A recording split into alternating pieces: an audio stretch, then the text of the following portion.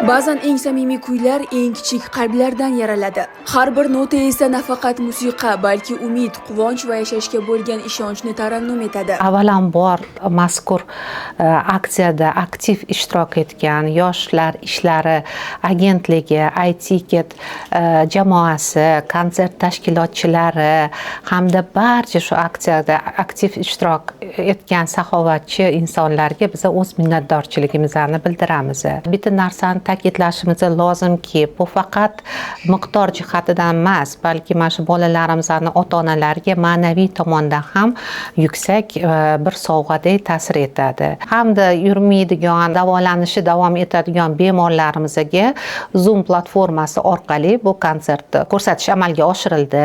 Bundan bolalarimiz barchasi, ota-onalari ham ma'naviy horda qolishdi. Bugungi konsertdan juda ham xursand bo'ldik.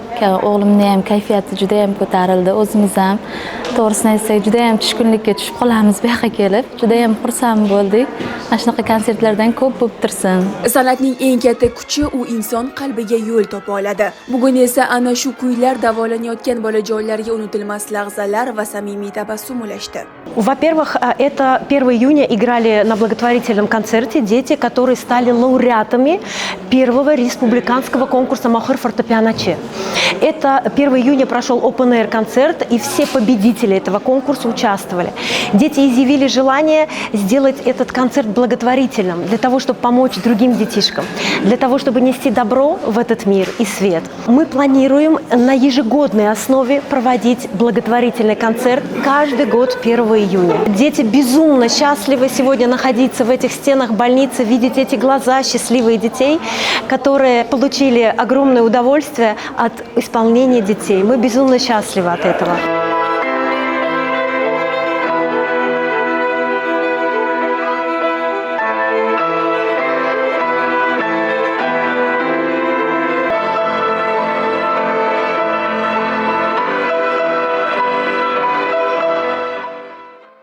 Bu yerda yaralgan har bir kuy, bosilgan har bir klavish va yangragan har bir qarsak bitta ezgu tilakni ifodalaydi. Barcha bolajonlar sog'ayib hayot sahnasida o'z orzularining eng go'zal kuyini ijro etishsin.